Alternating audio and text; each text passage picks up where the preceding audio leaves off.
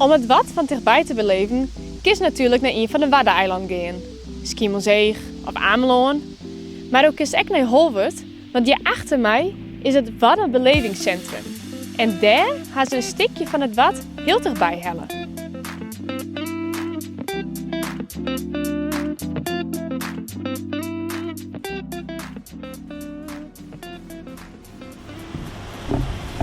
Goedemiddag. Goedemiddag.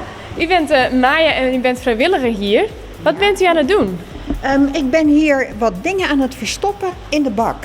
Want als onze bezoekers komen, en vooral jonge bezoekers, dan vertellen wij het verhaal van de plastic soep. En dan willen we dat de kindjes zelf zoeken naar wat niet op het strand thuis hoort. En belangrijk bijvoorbeeld de ballonnetjes en de touwtjes.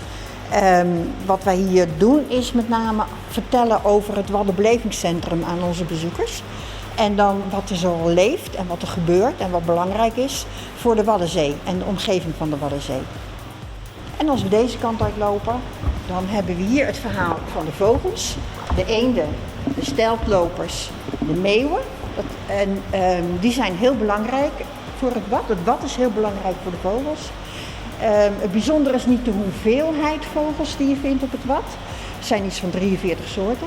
Maar de hoeveelheid wat er komt. En er komt ieder jaar zo'n 11 miljoen vogels langs het Waddengebied. En die moeten daar allemaal eten. En dat zit allemaal in de grond. En wat ze zo al eten en hoe dat in elkaar steekt, dat leggen wij hier uit.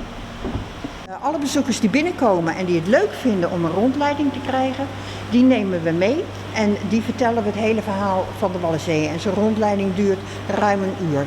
Voordat ik ze alles verteld en heb laten zien.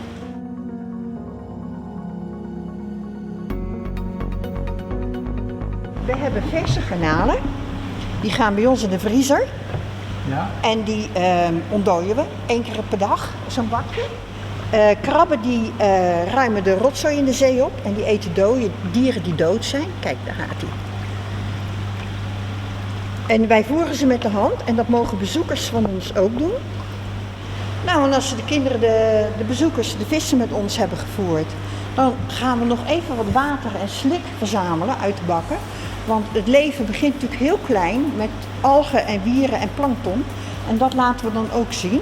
Dus zo gaan we van groot, de zeehonden, vogels, naar de vissen, de krabben en terug naar het water zelf. En zo hebben we het hele verhaal en het ecosysteem van de Waddenzee bij elkaar gebracht. En dat leggen we heel graag uit aan onze bezoekers.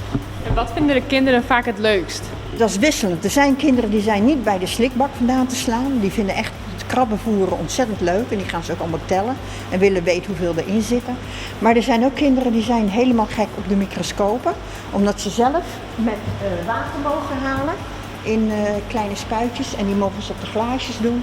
En dan gaan ze zoeken naar larfjes of dingen die bewegen. En vanaf een jaar of 5, 6 zitten ze al achter de microscoop. Vinden kinderen heel erg leuk om te doen. We zijn op donderdagmiddag en zaterdagmiddag van 1 tot 4 open voor iedereen die gewoon langs wil komen. Dus dan hoef je niet te reserveren, hoef je niet te bellen, kun je gewoon naar binnen. De andere dagen van de week, als je naar binnen wil, dan moet je even bellen naar ons, want dan ga ik de deur open doen. Want we hebben helaas niet genoeg vrijwilligers om alle dagen de deur open te houden. Dus als er mensen zijn die kijken en die zeggen ik wil daar wel vrijwilliger worden, heel graag.